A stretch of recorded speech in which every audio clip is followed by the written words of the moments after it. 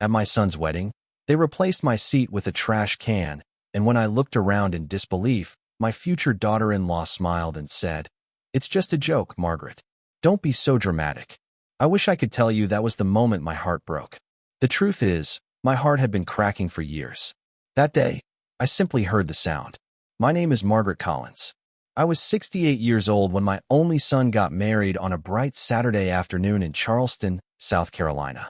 The ceremony was being held at a restored waterfront estate overlooking the harbor, the kind of place with white columns, rose gardens, and enough crystal chandeliers to light an entire city block. I arrived early, wearing a pale blue dress I had spent weeks choosing. It was the same color my late husband always said brought out my eyes. As I walked through the entrance carrying a small gift for the bride and groom, I felt something I had not felt in a very long time. Pride, gratitude, hope. Ethan was my son, my only child, the boy I had raised after losing his father nearly 20 years earlier. The boy whose scraped knees I bandaged, whose science projects I helped build at the kitchen table, whose college tuition I paid one check at a time while working extra shifts at the library. Watching him start a new chapter of life was supposed to be one of the happiest moments I would ever experience. A wedding coordinator greeted me politely and handed me a seating card. I thanked her and followed the elegant signs toward the reception area. Guests were laughing, taking photographs, and sipping lemonade beneath white tents decorated with flowers. Everything looked perfect. Then I found table 1, the family table, the table where the groom's mother was supposed to sit. At first, I thought there had been some mistake. My chair was gone. In its place stood a silver trash can with a satin ribbon tied around it. Attached to the front was a printed card, reserved for Margaret Collins. A few guests nearby noticed me staring. Someone chuckled. Another person looked away uncomfortably. I stood perfectly still. For a moment, I honestly wondered if I was misunderstanding what I was seeing. Then I heard Vanessa's voice behind me. Light, cheerful, amused. There she is. I turned around. Vanessa walked toward me holding Ethan's arm. She was beautiful in her designer gown. Ethan looked nervous, but not surprised. That hurt more than anything. Vanessa glanced at the trash can and laughed. "You found your seat." Several people around us laughed too. "It's just a joke," she added. "Don't be so dramatic." I looked at Ethan, waiting for him to say something. Anything. To tell everyone this had gone too far. To remind them I was his mother. Instead, he gave a small, awkward smile and shrugged. "It's wedding humor, Mom. Wedding humor." I nodded slowly. "I see." My voice sounded calm even to me. Years of disappointment had taught me how to hide a storm behind a smile. Vanessa seemed relieved that I wasn't making a scene. She squeezed Ethan's hand and turned back toward the guests. The music started playing again. Conversations resumed. Life moved on as if nothing had happened. I smiled politely and stepped away from the table. Nobody stopped me. Nobody asked if I was all right. As I walked toward the back hallway leading to the service area, I told myself I only needed a few minutes alone to gather my thoughts. I had no idea that before the afternoon was over, I would overhear a single sentence that would reveal the real reason they wanted me humiliated in front of everyone. I pushed through the service hallway until the music from the reception became little more than a distant hum. The air smelled faintly of coffee, fresh linen, and the floral arrangements waiting to be moved later that evening. For the first time since arriving, I allowed myself to breathe. My hands were trembling slightly, not because of the joke itself, but because of how easy it had been for everyone to accept it. I found an empty bench near a storage room and sat down carefully, smoothing the wrinkles from my dress. Across the hallway, catering staff moved quietly from one room to another carrying trays and supplies. Nobody paid attention to me. In a strange way, that felt comforting. For years, I had convinced myself that the distance between Ethan and me was simply part of adulthood. Children grow up. They build lives of their own. They become busy. That was what I told myself every holiday when a phone call came late. Every birthday when plans changed at the last minute.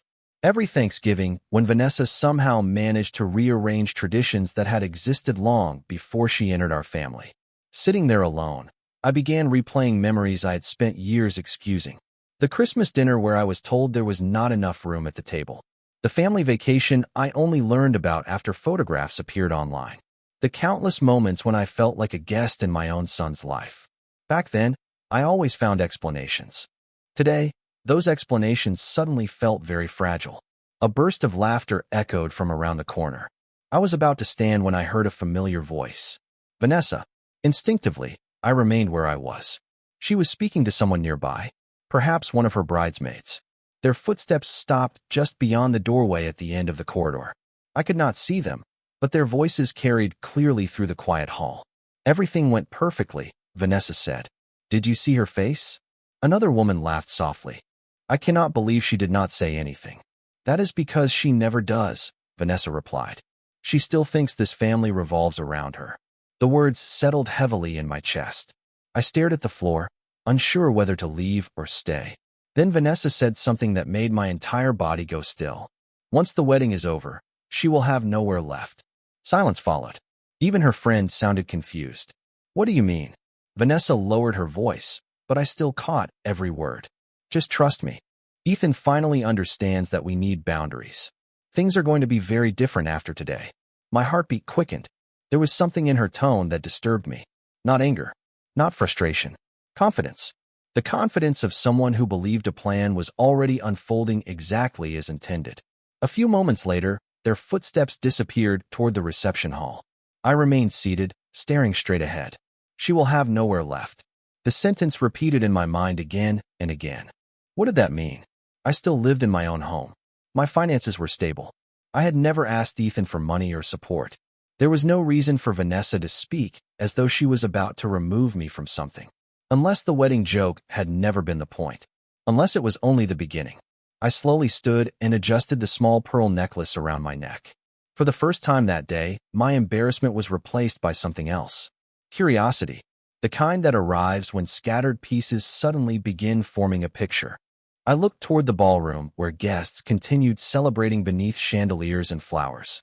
Everyone believed the story of the afternoon was a harmless prank. Deep down, I knew better. Somewhere beneath the music, smiles, and wedding photographs, another story was unfolding. And for reasons I did not yet understand, I was at the center of it. For a few minutes, I remained near the edge of the reception hall, watching people celebrate beneath strings of warm lights.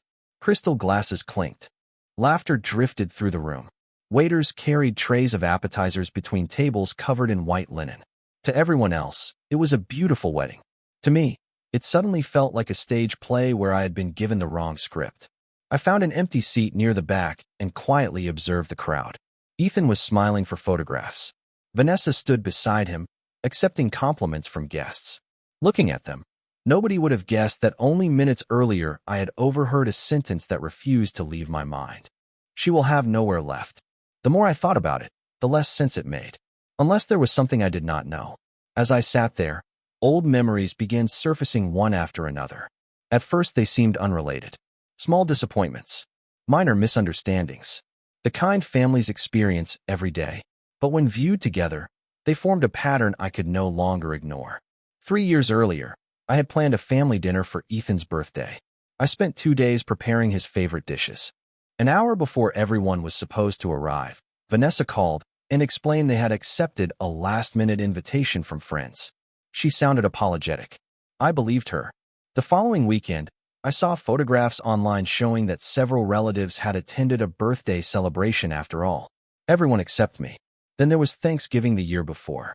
Vanessa insisted they wanted a quiet holiday at home. I respected their wishes and spent the day alone. 2 days later, Ethan accidentally mentioned a gathering with more than 20 guests. When I asked about it, he seemed genuinely surprised that I had not been invited. Vanessa quickly changed the subject.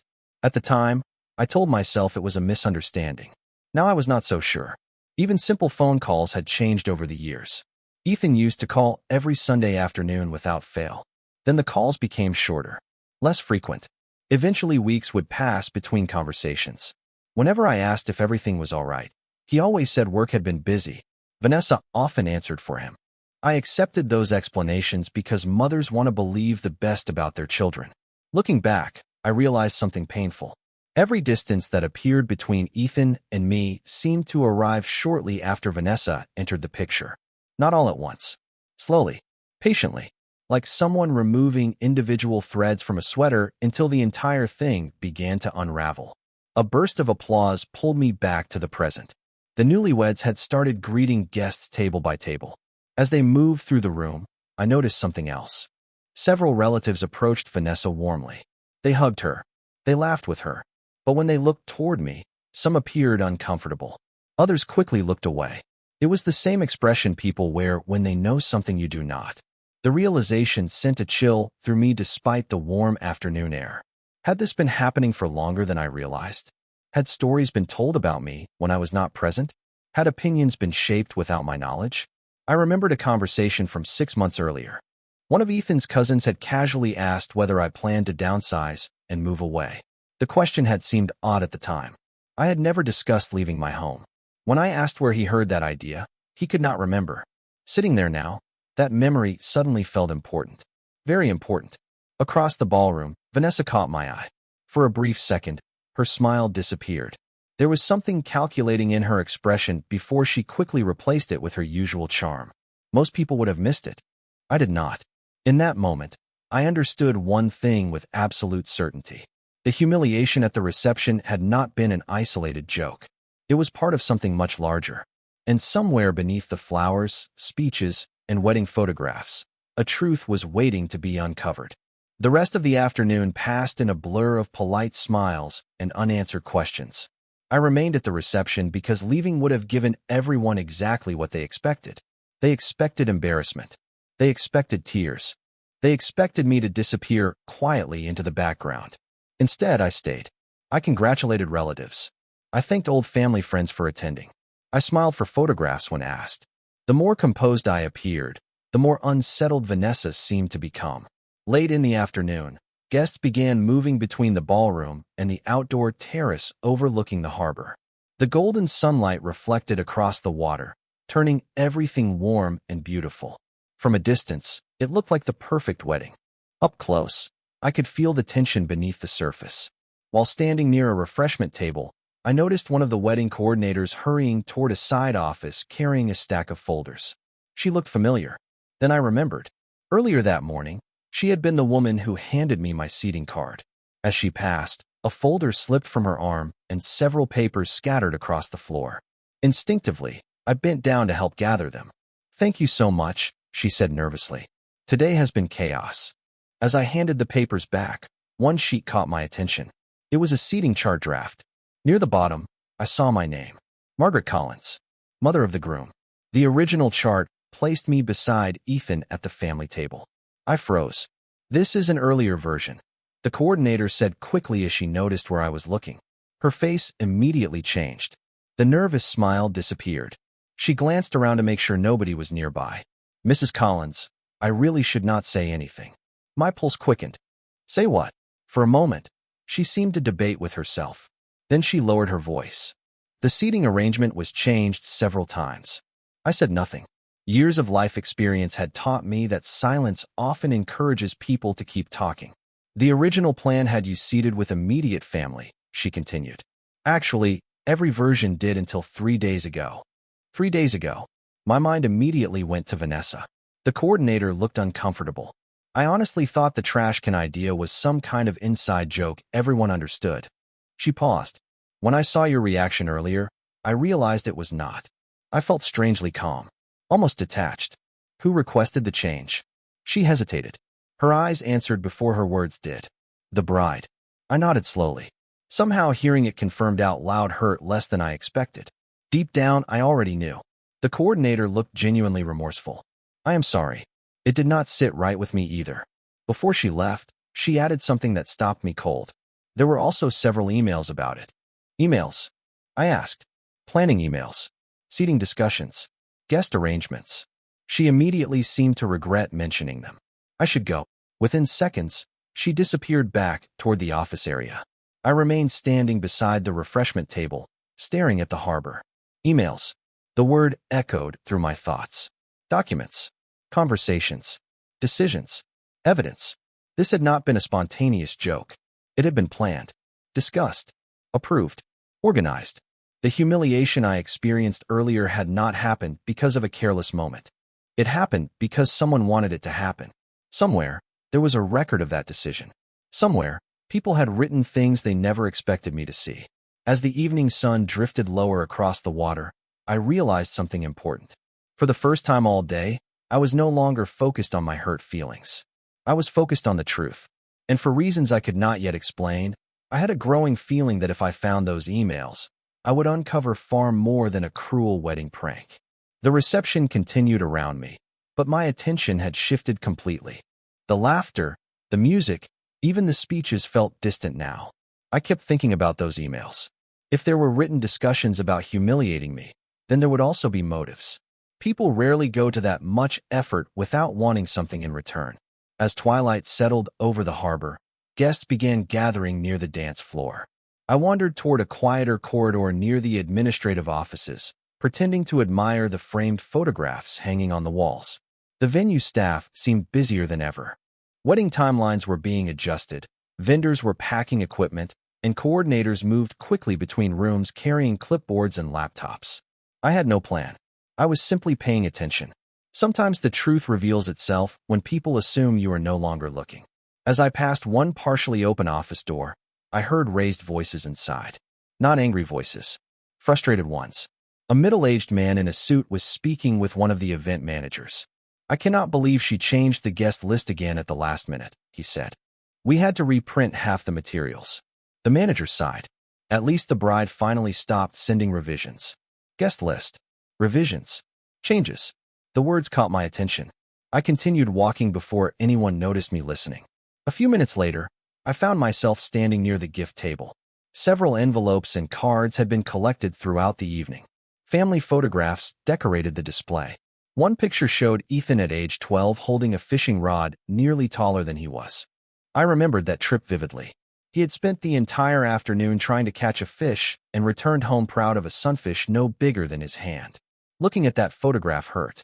Not because I missed the past, but because I missed the version of my son who used to tell me everything. The version who trusted me. While I stood there, Ethan's cousin Rachel approached carrying a glass of iced tea. Rachel had always been observant. She lowered her voice. "Are you all right?" she asked gently. It was the first sincere question anyone had asked me all day. I smiled. "I am managing." Rachel glanced around before stepping closer. "I probably should not say this, but some people in the family have been concerned for a while." My heart skipped. Concerned about what? She hesitated. "About the stories." "What stories?" Rachel looked genuinely surprised. "You do not know?" I shook my head. Rachel suddenly appeared uncomfortable. "Never mind. Maybe I misunderstood." I touched her arm lightly. "Rachel." She sighed. "For over a year, Vanessa has been telling people that you plan to sell your house and move away. She said you wanted a fresh start and did not want to stay involved in family matters." I stared at her. "I never said that." "I know," Rachel replied quietly. "That is why it never made sense." A strange feeling settled over me. Pieces that had never fit together were suddenly aligning. The cousin who asked if I was downsizing. The relatives who seemed distant. The invitations that stopped arriving. The awkward conversations. Someone had been creating a narrative about my future without my knowledge. Rachel looked toward the dance floor where Ethan and Vanessa were greeting guests. I assumed Ethan knew. "So did I answered. After she walked away, I remained beside the gift table for a long time. The realization was difficult to ignore. This was bigger than a wedding prank. Bigger than a seating arrangement. Someone had been slowly repositioning me on the edges of the family picture, convincing others that my absence was my own choice. The question was why. Then another thought occurred to me. If people believed I planned to leave my home and distance myself from the family, perhaps someone stood to benefit from that belief. For the second time that evening, I felt the same certainty settle into my chest. The answers existed somewhere, and every new discovery seemed to point toward a purpose that had nothing to do with jokes and everything to do with something far more valuable. By the time dinner was served, the sky outside had turned deep orange over the harbor. Candles flickered across the reception hall, and guests settled into their seats while servers carried out plates of food. From a distance, everything looked elegant and carefully planned. The irony was almost amusing. The more perfect the wedding appeared, the more I realized how much effort had gone into hiding the truth. I remained quiet and continued observing. That had always been one of my strengths. People often mistake silence for weakness. In reality, silence allows you to notice things others miss. As the evening progressed, Ethan and Vanessa moved from table to table thanking guests for attending. I watched the way Vanessa guided conversations. She answered questions before Ethan could. She redirected topics whenever someone mentioned family history. She smiled constantly, but there was something rehearsed about it. Something controlled. Near the end of dinner, I excused myself and stepped onto the terrace overlooking the water.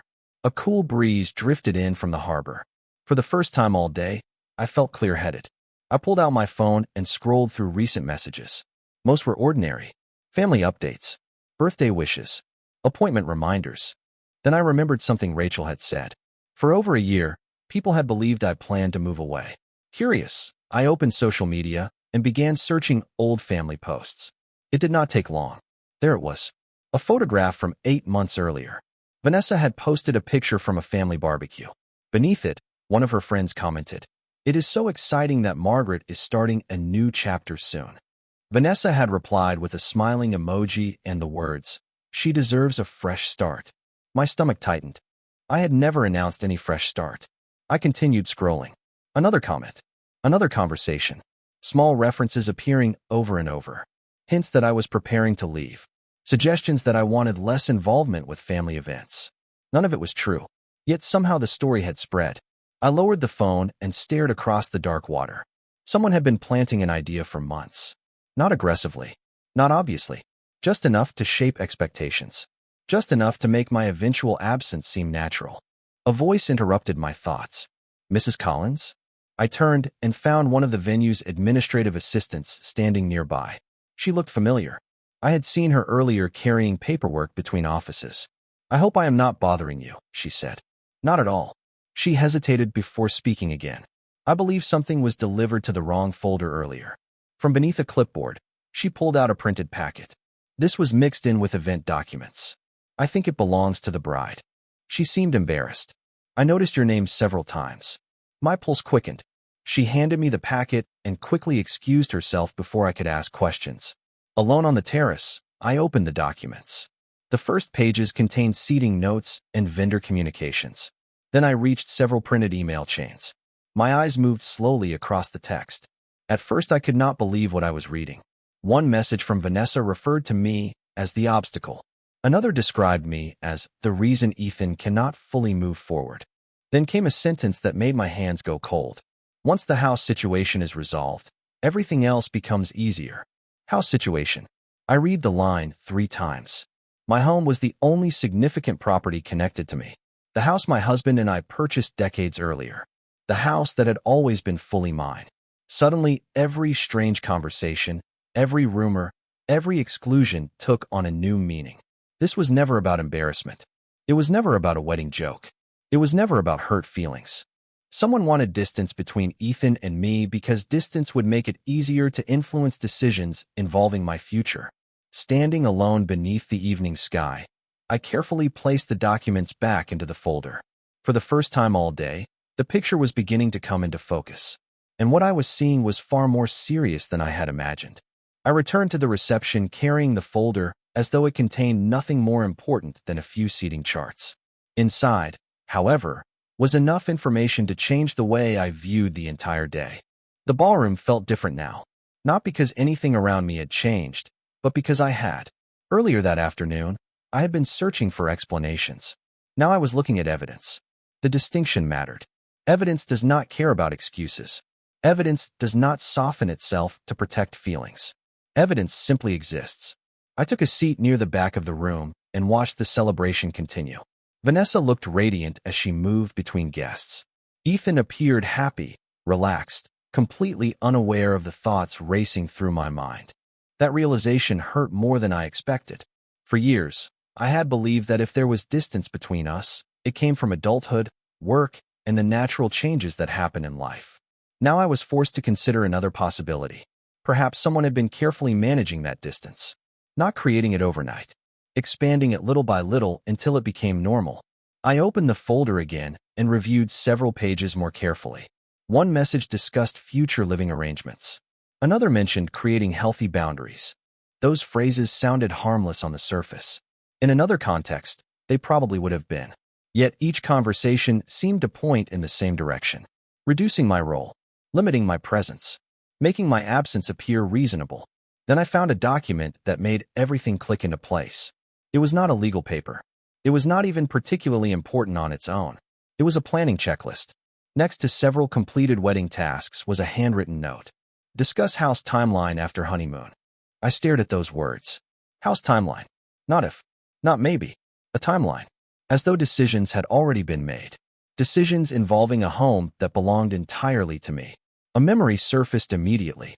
3 months earlier, Ethan had asked casual questions about maintenance costs, property taxes, repairs, future plans.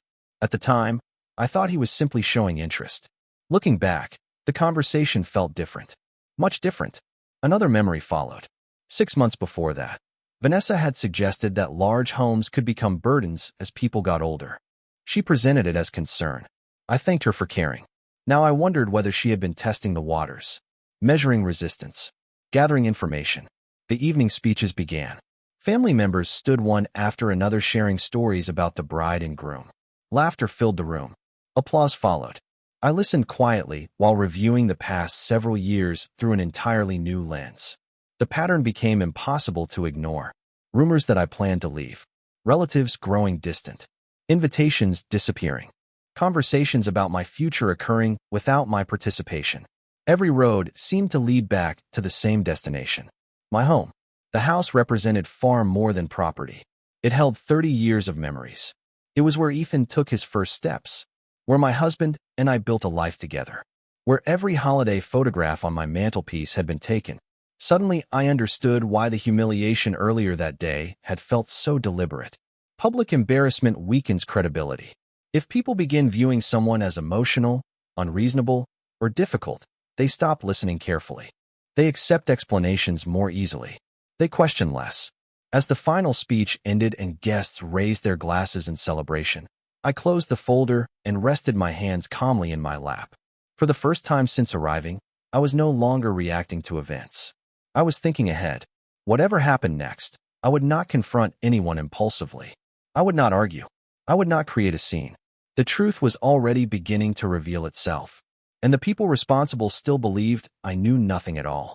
As the evening moved toward its final celebrations, the master of ceremonies stepped onto the stage and invited a few close family members to share brief remarks. I had no intention of speaking. At least, that had been my plan an hour earlier.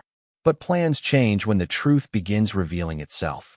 One after another, relatives offered warm stories about love, commitment, and family. Guests laughed. Some wiped away tears.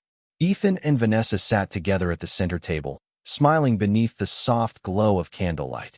Then I heard my name. The master of ceremonies looked toward me and smiled. Margaret, as the groom's mother, would you like to say a few words? For a moment, the room grew quiet. I noticed Vanessa glance toward Ethan. There was confidence in her expression.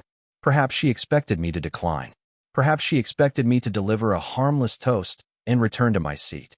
Either way, she looked completely relaxed. I slowly stood and walked toward the microphone.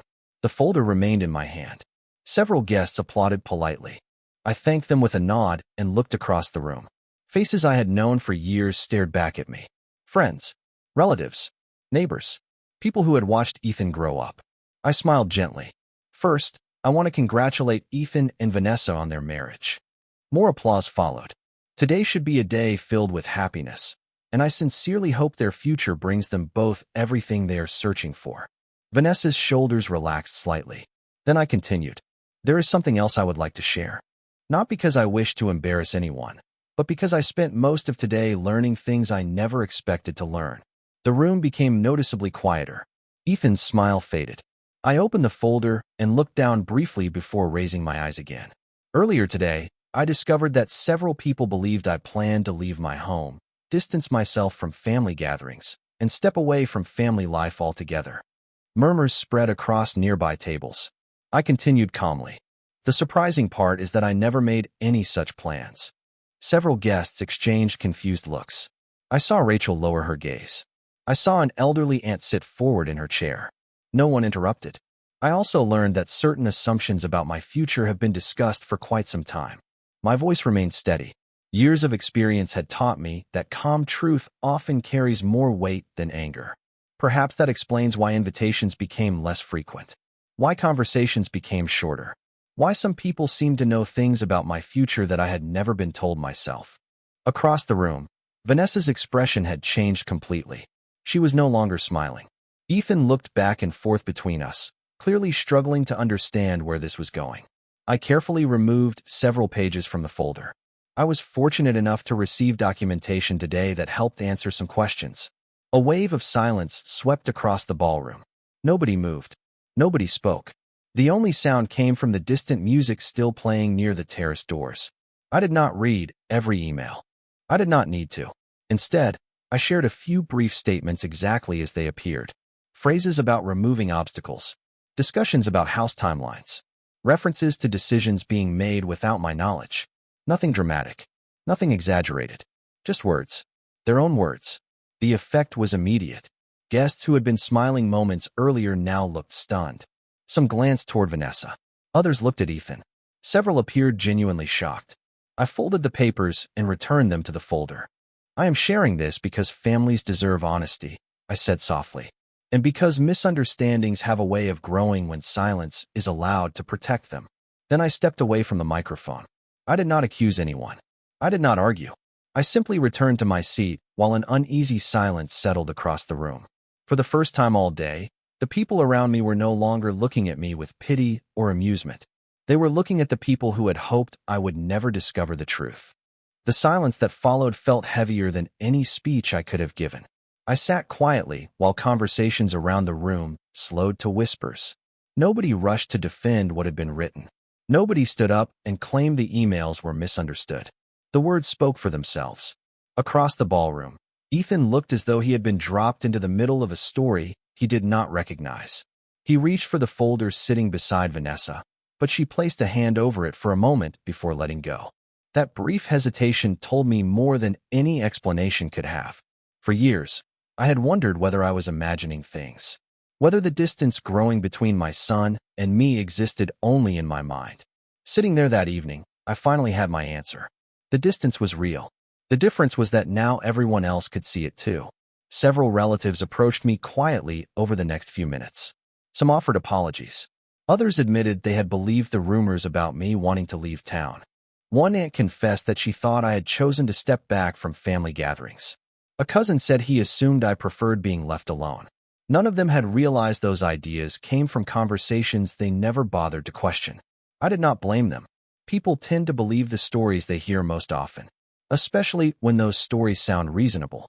Eventually, Ethan walked over and sat beside me. For a few seconds, neither of us spoke. The noise of the reception seemed distant again. Finally, he looked at me and said something I had waited years to hear. "Mom, why did you never tell me any of this?" I studied his face. He looked older than he had that morning. Not because time had passed, but because certainty had disappeared. Because I did not know, I answered honestly. I was trying to understand it myself. He lowered his eyes. I should have paid more attention. There was pain in his voice. Real pain. Not embarrassment. Not anger. Regret. I placed my hand gently over his. "Perhaps," I said softly. "But paying attention starts today, not yesterday." For the first time all evening, I saw the little boy I used to know. The child who admitted mistakes before making excuses. We sat together in silence for a while. Across the room, Vanessa remained surrounded by guests, but the atmosphere around her had changed completely. The confidence she carried all afternoon was gone. People were no longer laughing with her. They were asking questions. Careful questions. The kind that arrive after trust begins to crack.